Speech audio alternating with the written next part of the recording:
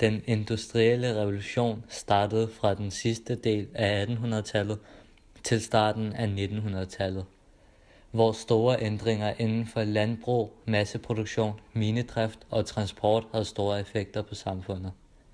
Den teknologiske udvikling begyndte at gå utroligt hurtigt, hvilket også gav store fremskridt inden for økonomien. Det var også en stor periode for litteraturen, da man begyndte at skrive om samfundets problemer og kritisere samfundets normer og værdier. I denne periode begyndte man også at oplyse folket, som bestod af overklassen samt underklassen, altså den almene befolkning. Det var ikke kun for kvinder, der skete store forandringer. For før i tiden var der også forskel mellem adelen og den almene befolkning, altså overklassen og den almene befolkning. I den industrielle revolution blev skellet mindre, da den almindelige befolkning fik flere rettigheder, såsom grundloven og forsamlingsfriheden.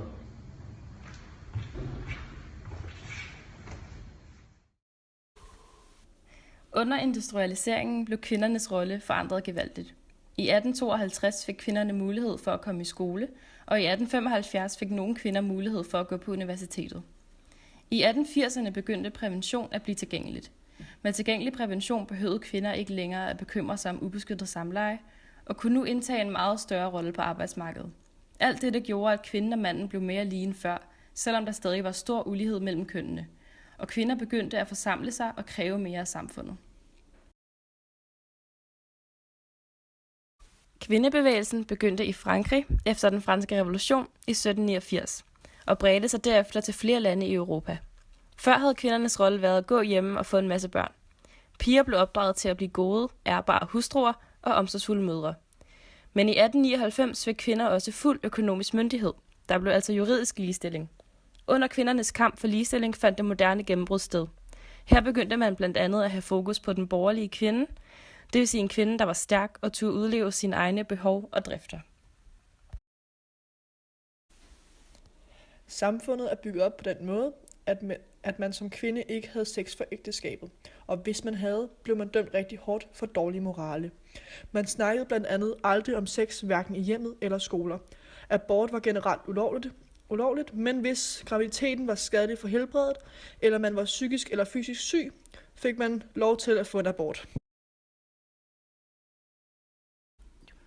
På billedet af Erik Henningsen, kaldet Barnemordet fra 1886, viser en kvinde, der har dræbt sit eget barn, hvorefter politiet graver barnet op. Mange kvinder kom dengang i fængsel for at dræbe deres børn.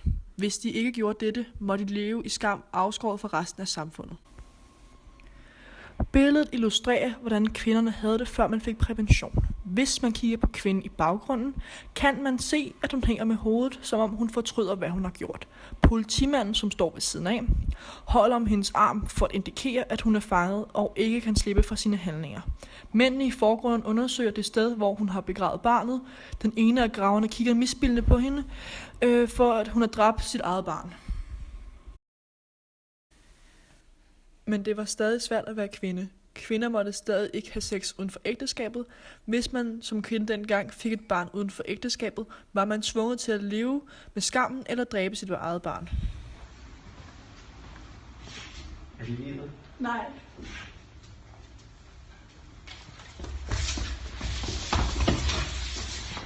Det er imod Guds lov! I 1500-tallet kom man på ideen til en forgænger til Besaret i arabisk litteratur. I slutningen af 1800-tallet udformes Besaret af tyskeren Wilhelm Menzinga. I starten af 1900-tallet blev præventionsmidler en del af seksualpolitikken i USA og Europa. Den første form for kondom blev produceret af vævet stof, som slet ikke var effektivt.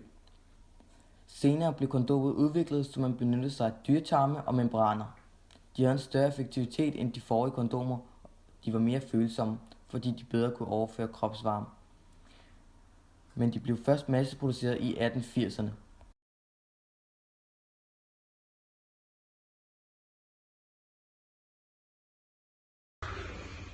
Jeg kan ikke holde al den prævention ud. Det er farligt for ægteskaberne. Ja, det er imod Guds lov! Nu kan man bare have sex uden for ægteskabet, uden nogen konsekvenser. Det er dårligt. Vi må gøre noget for at forhindre det. Ja, men hvad? Vi kan bare brænde det hele. Nej, det skal ikke gøre. Det er gentagelser. Det er der ikke plads til. Hvem er forbydet det? Det er til gengæld en god idé. Vi må have fat i statsministeren! Ja, en fart, inden hele verden bliver til et stort hårhus. Staten og kirken var ikke begejstret for prævention, da det kunne medføre til, at der var sex ude for ægteskabet, som kirken ikke kunne tillade. Et eksempel på dette er, at man i Sverige gjorde det ulovligt at bruge kondom i 1910, og det blev først gjort lovligt igen i 1970. I dag er det meget nemmere og sikrere at finde præventionsmidler. I dag er der også et stort udvalg af beskyttelse. Du kan som kvinde og mand beskytte dig selv på mange måder for sikker sex. I vores samfund er sex og alt det, der hører til, ikke længere et tabu. Vi taler om det i skolen allerede fra en ung alder, det bliver vist i fjernsynet og bliver talt om i radioen og bøger. Det er ikke længere noget, der er behov for at lægge skjul på.